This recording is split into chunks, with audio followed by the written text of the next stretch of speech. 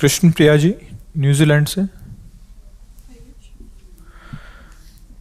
प्रिय गुरुदेव महाराज, आपके श्री कमल चरणों में मेरा कोटि वंदन। महाराज जी, कृपया मुझे इस भय से मुक्त करें। यह भय मेरी साधना भक्ति में बाधा उत्पन्न कर रहा है।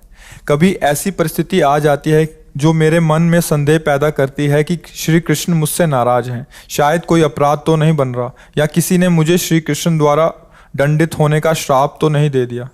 के अंदर भय बना रहता है। पूर्व अभ्यास है ना संशय करने का मन में, तो अभ्यास वो आता है। संसार का नाम संशय है। संसार में जब तक हमारा अस्तित्व है, महत्व है, तब तक ऐसा भाव रहता है। अभी श्री कृष्ण को जाना ही नहीं। उनके जैसा प्यार करने वाला कौन है? प्यार समुद्र है। श्री कृष्ण का दंड भी महाप्यार है। नाच पड़ना चाहिए कि उसमें उदास हो जाना चाहिए? अरे जो जहर पिला रहे हैं उसको परम पद दे रहे हैं, और तुम कृष्ण कृष्ण कह रहे हो, तो तुम्हें वो दंड देंगे।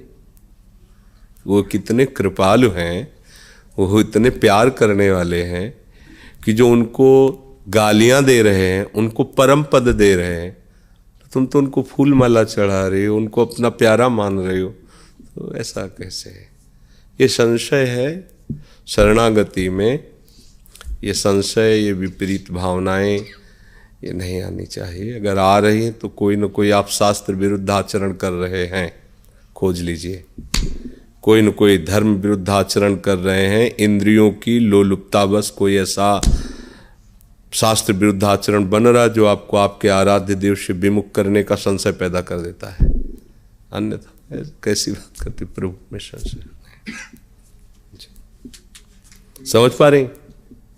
ना समझ पा रहे तो फिर बोले, इसीलिए हम ये समय देते हैं। अगर आप इंद्रिय लोलुप्त, हमारे एक एक शब्द का मनन कीजिए।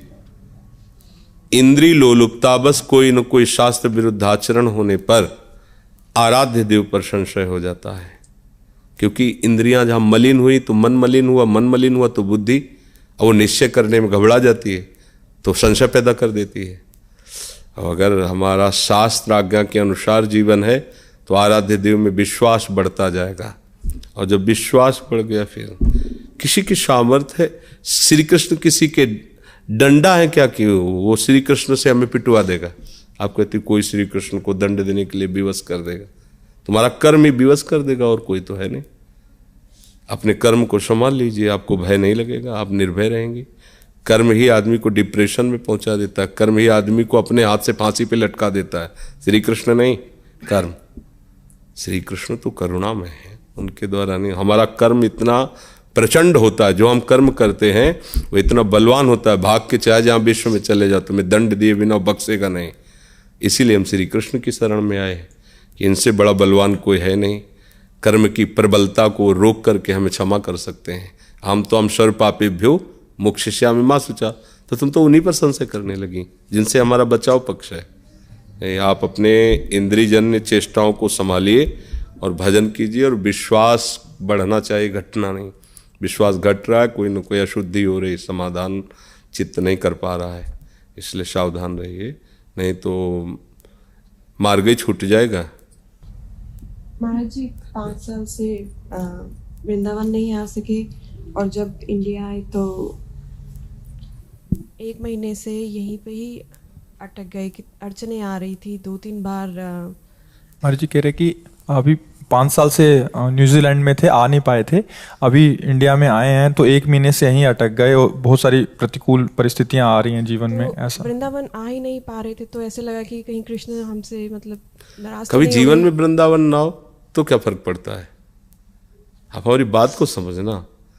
यही वृंदावन में गोपी जन रहे, मथुरा में श्री कृष्ण गए, एक दिन भी मिलने नहीं गए, और उनके प्रेम की ऐसी उन्मत्त दशा थी कि उद्धव जी उनके चरणों में लोटे आकर के तो श्री कृष्ण कठोर नजर आने लगे, और गोपिकाओं के प्रेम को देख करके निहाल हो गए कि कितना निर्दयी है वो मथुरा में बैठा। और पहले सोच रही थी कैसी अज्ञानी गोपिकाएं हैं जो आत्मस्वरूप भगवान श्री कृष्ण को न जान करके उनके लिए रोती है, और आप खुद आकर के यहाँ रोने लगे। यही है, कितने किलोमीटर मथुरा दूर, एक कदम नहीं गए। प्रेम का एक आंतरिक स्वरूप होता है। अगर प्रीतम की रुचि नहीं तो हम कभी उधर नहीं देखेंगे, पर हम आपके बिना जी नहीं सकते। ये प्रेम है। तो न्यूजीलैंड का विश्व के किसी भी कोने में कभी वृंदावन ना हो, पर श्री कृष्ण से प्रेम है तो आपकी आंखों में वृंदावन बसा रहेगा, आपके हृदय में वृंदावन बसा रहेगा। वृंदावन आना ना आना कोई अपराध का लक्षण थोड़ी है। वृंदावनेश्वर पे संशय हो जाना, ये बात हमारे को अच्छा नहीं लगी। हम प्रभु के हैं, वो हमें नरक में रखें तो अच्छा है। हमारे कर्मवश हमें नरक में जाना पड़े, हमारे मानसिक चिंतन में श्री कृष्ण बसे हुए, हमें कोई परवाह नहीं। भक्त का एक सिद्धांत होता है, उसको समझो। भक्ति का एक स्वरूप होता है, उसे समझो। ये छोटी मोटी बस हम जो शब्द कहें उस पर ध्यान देना। इंद्रिय जन्य विषय लोलुपता जनित किसी शास्त्र विरुद्ध आचरण पे बस उसको सुधार कर लो, उसको सुधार कर लिया तो ये सब बातें आएंगी ही नहीं। बिल्कुल हम जो कह रहे हैं उस पर ध्यान देना, एकांत में मनन करना, वही निकलेगा। क्योंकि एक सिद्धांत होता है, अगर ऐसा है तो ऐसा है, ऐसा नहीं है तो फिर ऐसा नहीं। उसको अपने लोगों ने बचपन से समझा है। जैसे लोग नहीं कहते हम इस पर पीएचडी किए हैं, तो हम लोगों ने मन पर पीएचडी किया है। गंगा किनारे भगवान को साक्षी करके उनको मन को पढ़ा है, मन को देखा है, मन को समझा है, फिर उसको। तो इसलिए ये सारी हरकतें तभी होती हैं जब हमारे अंदर ऐसी कोई शास्त्र विरुद्ध आचरण वृत्ति होती है, अन्यथा नहीं। जी विमलेश जी, प्रेम साध्या सहचरी। पूज्य गुरुदेव, आपके चरणों में कोटि कोटि प्रणाम। गुरुदेव, मैंने कई बार प्रतिकूल परिस्थितियों में आपकी कृपा का अनुभव किया है। अब पुनः प्रतिकूल परिस्थितियां आने पर बहुत मन घबरा जाता है। मेरा धैर्य विश्वास ना टूट जाए, जो थोड़े नियम बनाए हैं वो ना छूट जाएं। बहुत कोशिश करने पर भी पाठ करते समय परिस्थिति का बार बार चिंतन होता है, पाठ छूट ना जाए, ये घबराहट होती रहती है। कृपा करके मार्गदर्शन करें, बल प्रदान करें। एक घबराहट की क्या जरूरत है। प्रतिकूलता और अनुकूलता ऐसे स्वाभाविक है जैसे दिन और रात। इसलिए में घबराना क्या कि कहीं रात ना आ जाए। आप उसको बहुत बड़ा तूफान माने हुए हैं। रात आती है ना तो हम व्यवस्था रखते हैं ना, रात्रि की प्रकाश है, हर व्यवस्था। तो रात्रि हमारे लिए दुखद नहीं होती। प्रतिकूलता का पहले से आवाहन करो। प्रतिकूलता से डरते क्यों? रात्रि से डरोगे तो परेशान हो जाओ। उसको तो आना ही अपने समय से। ये दिन रात, दुख सुख, अनुकूलता प्रतिकूलता, ये द्वंद्व ही आते ही रहेंगे। इनमें हमें भगवत कृपा का कहीं लेश मात्र भी रूप नहीं देखना है कि प्रतिकूलता आई और बदल गई तो कृपा हो गई। नहीं नहीं, ये सब प्रारब्ध चक्र चल रहा है। कृपा है कि हर परिस्थिति में मेरा भजन चल रहा है। छूट न जाए, डर किस बात का? कौन छोड़ेगा?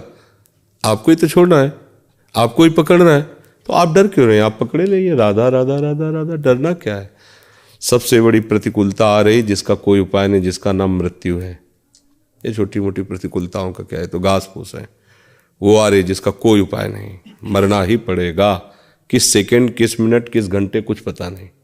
उससे हमारा हिसाब किताब गड़बड़ न हो तो राधा राधा राधा राधा राधा, ये हमारा परम धन हमको बचा लेगा, हमें नाना प्रकार के द्वंद्वों से बचा लेगा।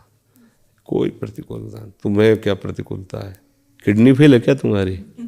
तो हमारी तो किडनी फेल है, रोज डायलिसिस होता है, पानी भी लिमिट से है, बैठे पूरा शरीर दर्द कर रहा है, टूट रहा है, जुकाम हो गया महीनों से नहीं ठीक हो रहा क्योंकि किडनी खराब है, अंदर कोई पावर नहीं है, चलते हैं चक्कर आता है।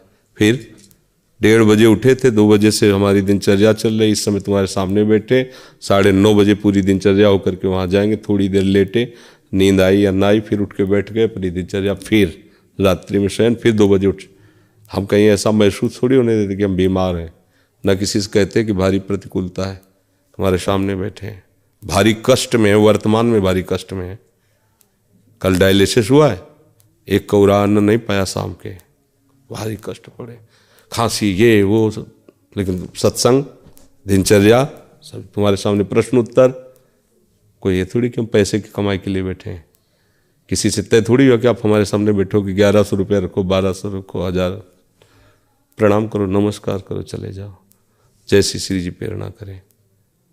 ये तुम्हारे पास कौन सी प्रतिकूलता है? लड़का बच्चा परिवार सब जीव अपने कर्म के अनुसार आया है, उसको कभी अनुकूलता मिलेगी, कभी प्रतिकूलता मिलेगी। आप उससे अपना संबंध रखिए, इसलिए आप दुखी हो रहे हैं।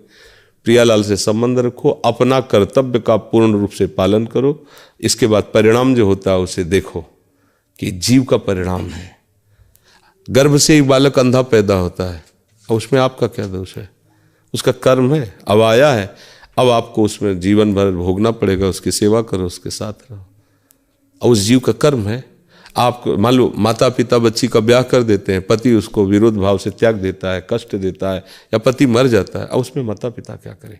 उस बच्चे का कर्म है उसके जीवन भर का, उसको अवश्य में भोक्तव्यम कर्तव्यम कर्म शुभाशुभम, अपने कर्मों का भोग उसे भोगना पड़ेगा। जो हमसे बन पा रहा है हम कर रहे हैं, माता पिता है, नहीं तो आप देखो ये तो संसार का चक्र, इसे तुम रोक नहीं सकते, सबको भोगना पड़ेगा अपने अपने कर्मों को।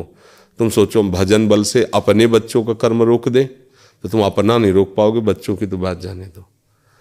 तो सब जीवों का कर्म है, अपने लोग जान नहीं पाते इसलिए सोचते थोड़ा दान पुण्य कर लें, 2-4 माला घुमा लें। अपनी आंखें से राधा नाम दे दीजिए।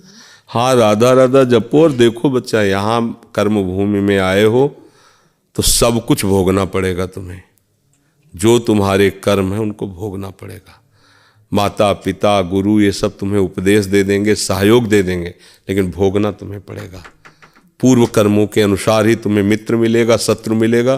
पूर्व कर्मों के अनुसार ही तुम्हें दुख मिलेगा, सुख मिलेगा। नए कर्म अब जो कर रहे हो अगली फसल होगी। जैसे अच्छे कर्म करो, नाम जप करो और सह जाओ जो दुख सुख आवे। बड़ा प्रपंच है, बड़ा प्रपंच। हम तुम्हें कैसे बतावें, किस पर विश्वास करें? एक लड़की जाती है पूरे परिवार में अपना जीवन समर्पित करके वहां, और वहां छली कपटी लोग हैं, चालबाज लोग हो। जब वहां का खेल देखती तो होश उड़ जाते, कोई अपना नहीं। कुछ दिनों बाद उसको पता चलता है पति तो दूसरे से संबंधित है, यहाँ तो कोई मेरा पक्ष ही लेने वाला नहीं। आओ अब क्या करे? वो ज्यादा वो करती है तो कोई न कोई उसके साथ प्रतिकूलता। अब वो माता पिता से क्या कहे कि वहां कहेंगे तो रोएंगे वो, और क्या कर सकते हैं कि सब कुछ तो दे दिए हैं, अब क्या करें? जीव को अपने कर्मों का भोग जीवन भर भोगना। तो संसार का बड़ा विचित्र, अपने को तो ज्ञान नहीं था ना, जैसे जैसे हम लोगों से मिलते हैं तो पता चलता है कि ऐसा भी, मतलब कैसा विचित्र संसार है। अब बताओ वो लड़की क्या करे? करे तो क्या करे, किससे कहे? बात करती है तो उसका पति उसे पीट रहा है। अब ये तो मतलब कहो भगवत कृपा से उसको बात समझ में आ गई तो मार्ग उसे मिल गया, चल पड़ी। अब वृंदावन वास करके आजीवन भगवान के समर्पित, तो अब आनंदित है। ऐसा सब कोई थोड़ी कर सकता है। तो भगवान का आश्रय लो, जहां भी रहो दुख सुख सहते रहो, ये सबके ऊपर आता है।